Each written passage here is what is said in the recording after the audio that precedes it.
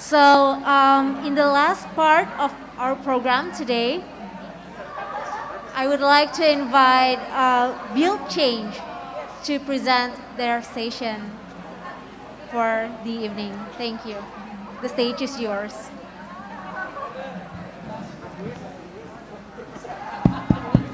Salam tangguh. Salam tangguh. Salam tangguh. Oke. Teman-teman, ternyata lapak kita laku banget. Ini barusan datang dia lihat lapak kita, wah saya juga mau ikutan dong. Gitu. Jadi ini adalah tamu kita yang hanya satu slot hari ini, sore ini yang diisi oleh Build Change, oke? Ada video, tapi videonya masih dalam proses, jadi kita lanjut aja dulu kali ya Pak. Bahasa Inggris, bahasa Indonesia nih? Oke, bahasa Indonesia aja deh ya, saya enak berbahasa Indonesia. Welcome, selamat datang Pak Arnel dan juga Ani. Terima kasih banyak untuk tertarik ikut serta dalam sesi panggung resiliensi ini. Terima kasih mendadak saya minta untuk menaik ke panggung dan bersedia. Mungkin sebelum kita menonton videonya, kami ingin tahu, saya pernah pertama kali mendengar nama Build Change itu di Mentawai. Itu sekitar kalau 2009 tuh sekarang berapa tahun ya? 11 tahun yang lalu ya. Waktu ada gempa di Padang.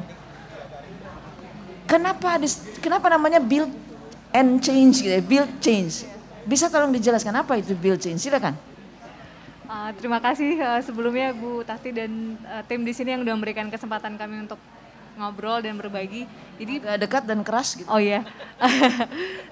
Jadi Build Change awalnya tuh kami berdirinya waktu pasca tsunami Aceh 2024 gitu di Indonesia.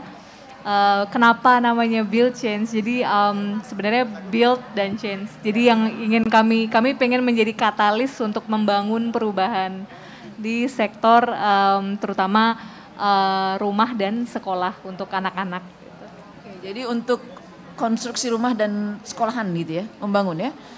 Apa yang sudah dilakukan di Indonesia selama ini? Jadi waktu sebenarnya lumayan ada banyak perkembangan. Waktu pertama kita banyak fokus di pendampingan teknis dan pelatihan. Jadi kita melatih, bukan saja melatih tukang, tapi kita melatih pemilik rumah.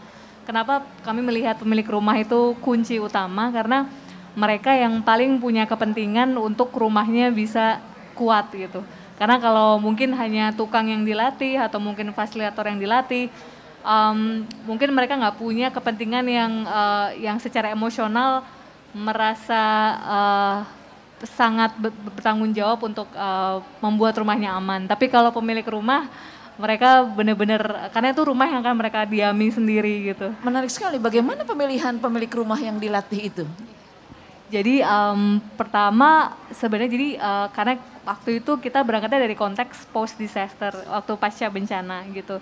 Jadi terutama kita melihat yang pengen terlibat bukan sekedar memiliki rumah langsung jadi, tapi yang pengen belajar gimana sih cara membuat rumah yang kuat dan aman gitu. Karena memang yang coba kami lihat juga, karena pemahaman tentang konstruksi rumah yang aman sebenarnya udah cukup banyak yang aware, tapi mungkin persepsi atau konsep terhadap rumah yang kuat itu sendiri mungkin agak berbeda dari satu orang ke orang lain gitu. Jadi itu yang kita bantu untuk istilahnya bangun bersama gitu, bahwa mungkin misalnya ada orang yang pahamnya kalau rumah yang kuat itu yang penting terbuat dari beton sama bata gitu.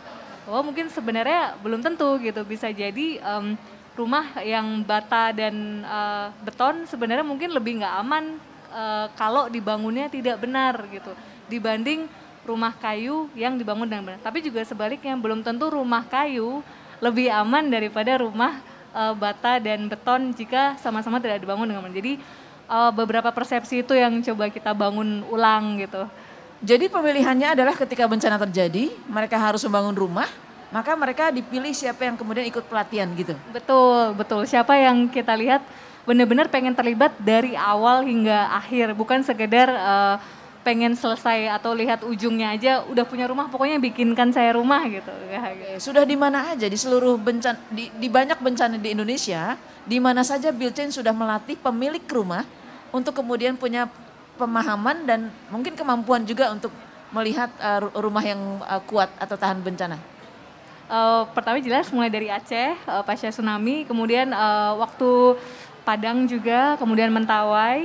Kemudian setelah itu di Jawa Barat ya, waktu gempa 2011 sampai 2012, itu kemudian juga kemudian di Bengkulu, Lampung, kemudian di Takengon waktu gempa 2013 Aceh, kemudian di Lombok dan di Palu terakhir gitu. Selain itu juga sekolah. Rencananya ke depan seperti apa? Rencananya, jadi ada banyak hal masih yang jadi seperti tadi kami ceritakan, perkembangannya bukan hanya berangkat dari pelatihan ke pemilik rumah dan pendampingan ke pemilik rumah, tapi juga kita melihat ternyata dalam perjalanan setelah pemilik rumah tuh sadar, ini caranya nih, oh ternyata harus selama ini membangun mungkin kami harus tambah ini itu, gitu. Atau ternyata salah yang kami pahami, bangunan yang kuat tuh sebenarnya berbeda gitu. Nah setelah mereka sadar, kadang beberapa batasannya adalah mungkin kekurangan pendanaan. Terus atau mungkin juga ya itu misalkan kekurangan pendanaan. Terus kemudian kekurangan akses terhadap informasi itu gitu.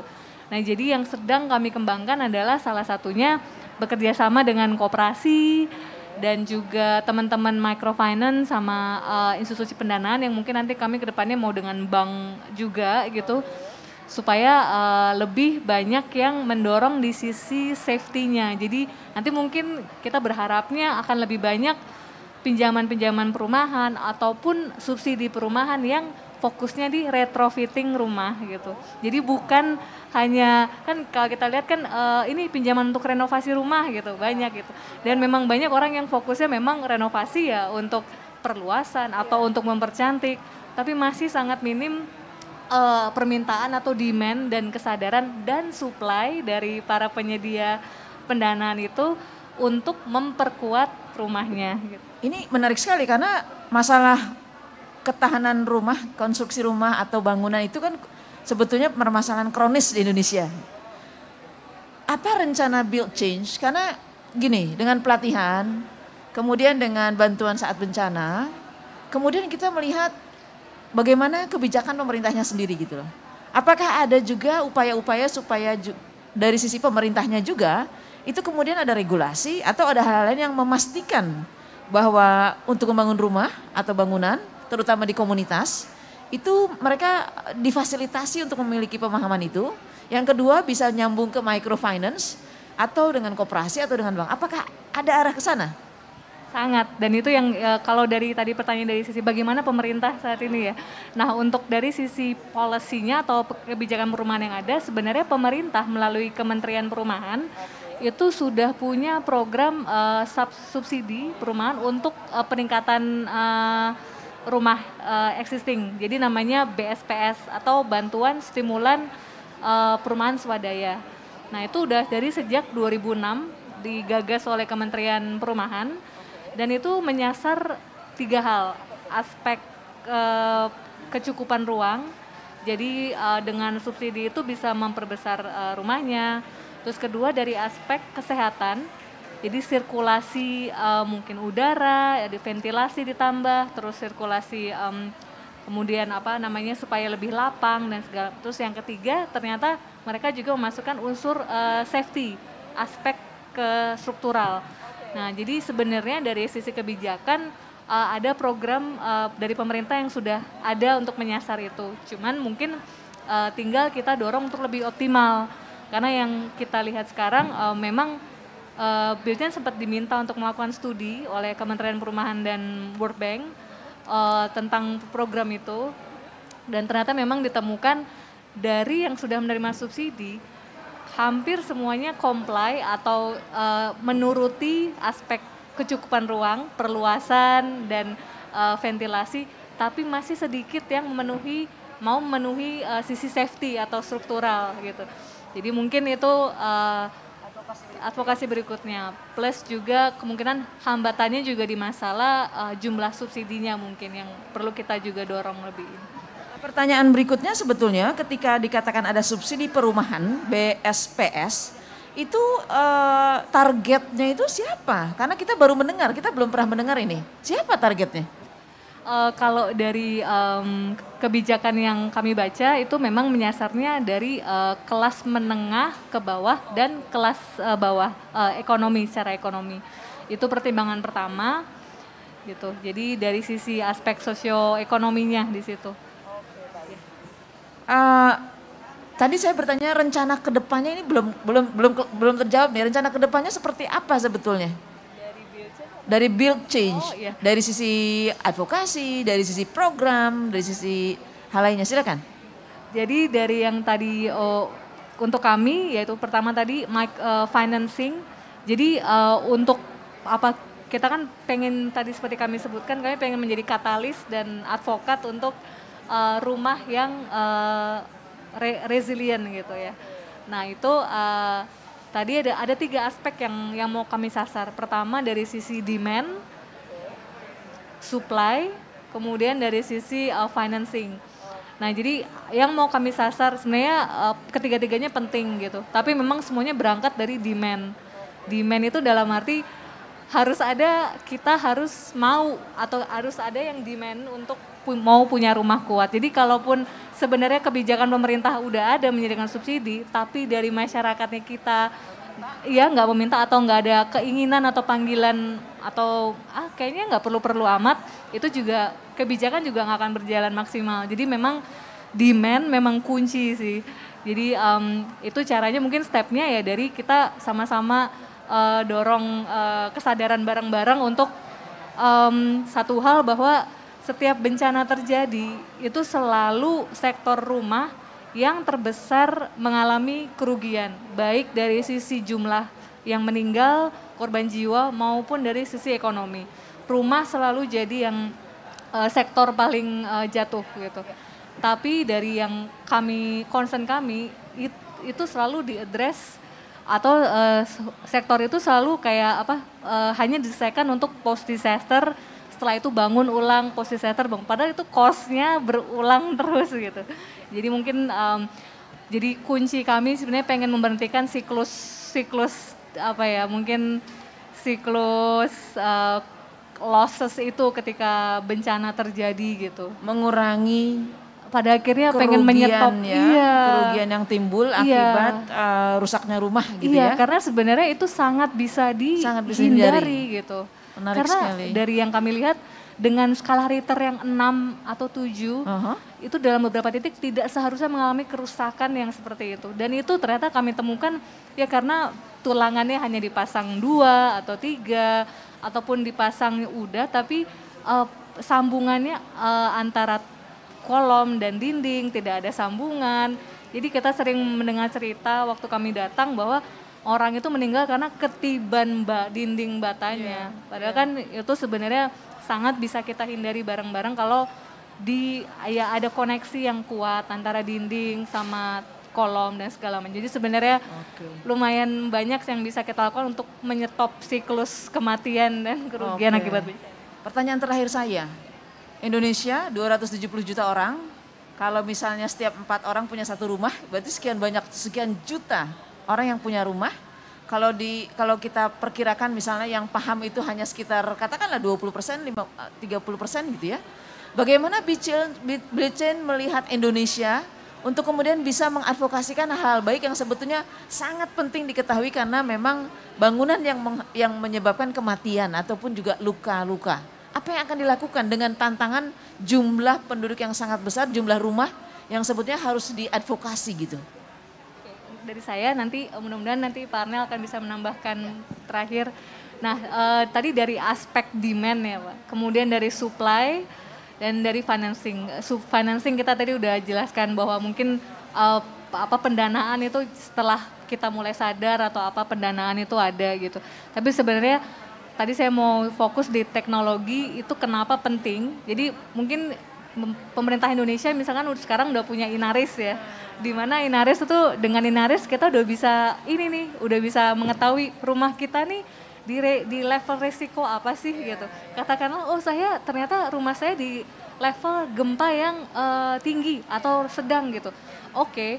Tapi setelah itu apakah cukup menjawab pertanyaan atau menggeser kesadaran masyarakat untuk mau melakukan sesuatu, kan belum tentu ya. Kadang kita memang sebenarnya kita udah sadar kalau kita berada di lokasi yang beresiko tinggi. Nah, step kedua adalah mungkin membuat kita untuk sadar rumah kita nih serentan apa sih. Jadi kadang mungkin ada sisi antara denial, mungkin saya pun juga kadang merasa rumah yang saya tempati ini saya kurang tahu rentan atau enggak, tapi ada sisi denial, kayaknya aman atau mudah-mudahan enggak. Nah, tapi dengan adanya tools misalnya nanti yang di Inaris pun sudah ada, jadi kita semua sebenarnya bisa mengakses rumah kita serentan apa. Nah, jadi kalau kita mulai buka sedikit, kita udah mulai sadar rumah kita serentan apa, mulai ada kayak concern, perlu nggak ya? Mulai mencari nih, jadi mungkin dari edukasi dulu dong ya. Iya. Sosialisasi gitu. Lagi ya, balik lagi ya ke sosialisasi dan edukasi. Dan memanfaatkan teknologi dari Inaris yang ada, Inaris bisa menjangkau banyak. Oke, baik. Silakan Pak Arnel, sebelum kita masang film nih ya. Oke. Selamat sore semuanya. My name is Arnel. Maaf ya, saya bisa pakai bahasa Inggris. Saya dari Build Change, tapi saya orang Filipina. Why build change? There are two words in the name, build and change. Jadi we build resilient houses. Build karena all the time when we build back better, sometimes we build bigger, we build faster, tapi always cheaper, yang murah. Right? That's how our orang tua thinks. Bigger, faster, cheaper, then more vulnerable, right? Kalau ada gempa, bigger, better, cheaper, it's not always stronger, not always durable. Ya enggak? That's the first word of build. The other one is change. We need to change mindset. We need to change how Indonesians, how Filipinos, karena we are all exposed to a lot of disasters sa Batiti, right? We are so many disasters. If we don't change the mindset of the people that we can prevent disasters from happening by building resilient houses, we will perpetuate the vicious cycle of disasters. Kalau di Pilipina, 20 badai setiap tahun, 20 typhoons every year. Saya capek responding. But if we give them a resilient house, next year, kalau ada badai lagi, I hope the building is still standing. In fact, we build houses, Typhoon Haiyan. Ingat Typhoon Haiyan, Typhoon Yolanda, 2013. One of the strongest typhoons in the Philippines. Build Change provided the technical guidance to build resilient houses in 2013. That's almost 10 years, 9 years, 10 years. We visited last month. We visited the houses we built last month. After so many badai, very strong typhoons, they're still standing. They're still standing. They are still there. Jadi we need to change it. So all the NGOs listening to us right now, in the future, if you have a disaster in Indonesia, there is reconstruction, there is rebuilding of houses, get in touch with us. We can help you with the technical guidelines. We already have technical guidelines on how to build resilient houses. We can help you design houses. You can build, we can provide advice, supaya all those affected by the Gempa in the future will be ready to face the next one. Stronger, more durable houses. Supaya if there are no victims, there are no damaged houses, there are no disasters. Yan nga. So what is important is we work together. That's what of the advocacies. We work together, whoever the non-government organizations here. We have the technical expertise. You have the funding. You have the partners. We can come in and help you. We build together stronger, more durable houses for a lot of the affected populations. Thank you. Okay, thank you very much. Before we close, boleh videonya? So we are going to see the video. Anything else to be We added? also want to invite you tomorrow, Iklan. Oh, oke lah ya. Silakan. Ya, please besok di Ignite State kita juga akan ngobrol banyak. Hari Kamis jam 11 siang. Silakan kalau ada waktu silakan mampir ke Di GPDRR ya. Di ruang apa tuh? Ignite Stage. Ignite Besok, Stage, okay. Is it Ignite tomorrow? Yeah. So this is, the video that you will see is Dari Filipinite. This is Build Change in the Philippines. We visited the the area affected by Typhoon Yolanda, Typhoon Haiyan. And we talked to the community and this is what they said. So this is 5 minute, but you will learn a lot from what we did and what our experience is in building resilient houses in the Philippines. Terima kasih banyak. Silakan filmnya.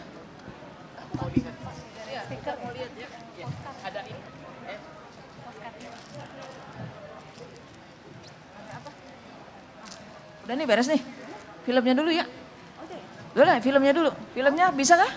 Please, thank you.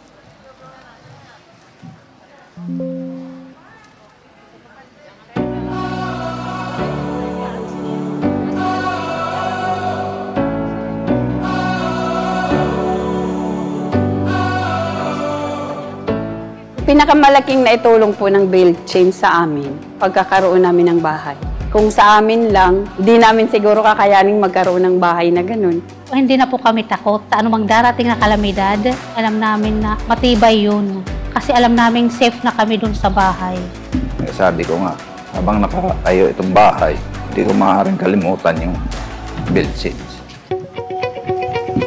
Because of its location at the Pacific Ring of Fire in the Pacific Typhoon Belt, the Philippines is vulnerable to typhoons and earthquakes.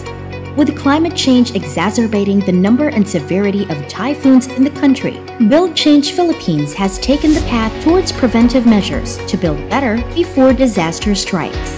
In the aftermath of Super Typhoon Yolanda's devastation in 2013, Build Change Philippines partnered with homeowners, private organizations, and other NGOs to build disaster-resilient houses and schools in vulnerable communities in Samar. After 8 years, these resilient structures have greatly reduced disaster-related deaths, injuries, and economic losses in emerging nations like the Philippines. It's more in the design. You might not be able to see it because of the house is plastered. Appropriate engineering details are used such that it can resist the high winds during typhoon or the intensity of shaking during earthquakes. What we try to do is introduce resilient housing to the communities, to the homeowners, to builders, so that they understand the value of having a resilient house. And what Build Change advocates is the entire country, particularly those most vulnerable in the areas facing the Pacific Ocean. Those provinces would have more resilient houses. For homeowners who experienced the onslaught of Super Typhoon Yolanda, losing their homes and their livelihood was a nightmare they would soon want to forget. Hindi naman masyadong malakas yung bagyo na dumarating. Yung bahay namin ay gawa sa pawid at saka sa plywood. Pero nang dumating yung bagyong Yolanda, lahat sira, wash out lahat. Akala nga namin mamamatay na kami. Ang akala ko, hindi masisira yung bahay namin kasi bato po yun. Yun pala, wala, wasak lahat. Sabi ko, ano ba ang gagawin natin? Pati yung mga namin sa paghanap buhay, mga bangkal at sira. Saan ka tayo titira? Napaiyak talaga kami. As a non-profit social enterprise, Build Change developed the theory of change. According to founder and CEO Elizabeth Hausler, Build Change aims to overcome the 3 main barriers to the adoption of safe housing. These 3 barriers are people, money, and technology. The first barrier Build Change wants to overcome is people. People should want to live in a safe house. Ang tanong sa amin, gusto yun yung magkaroon ng bahay, matibay. Sabi ko, oo ba? Bakit hindi? Nang dumating yung Build Change, siyempre natuwa kami. Magkakaroon kasi kami ng bahay kasi ang sabi nila konkreto. The second barrier is money. People have to have access to enough financing. If they can't afford to build safely, then they won't. Hindi kami makapagpagawa ng konkreto na bahay kasi wala kaming pera. Kasi kung kami lang, kahit siguro ugod-ugod na kami, hindi namin kaya talaga yun na makapagpatayo ng ganyang bahay. Build Change works closely with microfinance institutions situated in vulnerable areas to provide loans to strengthen their homes. The third barrier is about technology. Build Change doesn't bring in new building technology. Build Change improves on what's already common, locally available, culturally appropriate, and preferred by the homeowners. Build Change makes small changes to those existing ways of building. Mahalaga yung matibay na bahay para sa akin kasi safe yung pamilya ko, yung mga anak ko, lalo na kapag may mga kalamidad na dumarating, lalo na yung bagyo. Hindi kagaya nung mga unang panahon, doon pa kami sa baba, nakabado talaga kami pag masamang panahon. Wala, hindi namin naramdaman yung bagyo. Okay na kami, safety kami doon. Hindi na rin kami nabasa. Nagpapasalamat kami ng marami sa mga na magkaroon kami ng pabahay. Kahit paano, paraos, hanggang sa dumating na ito, laking saya namin. Ano na yung build change sa amin.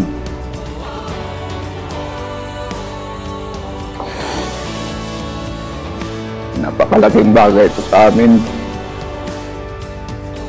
Kaya sa buong buhay ko, hindi ko makakalimutan ang build change.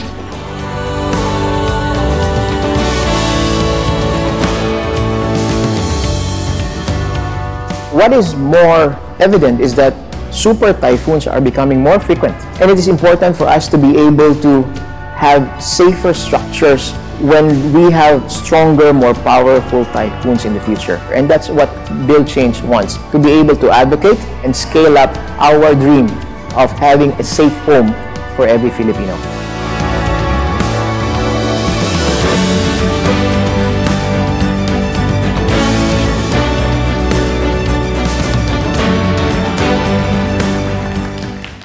Ada pertanyaan ya, silakan. Baik, terima kasih. Ini Build Change ini sangat menarik kalau menurut saya karena di Indonesia sendiri kan rumah itu pada dasarnya hanya asal dibangun gitu, khususnya di daerah rural gitu kan. Apalagi di urban juga seperti itu. Nah, pertanyaan saya adalah dari pengalaman yang sudah dilakukan oleh teman-teman Build Change sendiri, apakah selama ini sudah pernah dilakukan di wilayah urban? Karena urban sendiri itu kan sangat complicated gitu ya. Apalagi tadi kan melihat 3 aspek sama 3 kelayakan rumah. Nah itu pengalamannya seperti apa gitu kan. Nah kalau untuk di Indonesia sendiri selama ini yang sudah dilakukan, kendala dan tantangannya itu seperti apa? Kami ingin tahu karena teman-teman kami di sini juga banyak yang melakukan kegiatan di masyarakat, khususnya terkait kapasitas untuk anak muda juga gitu.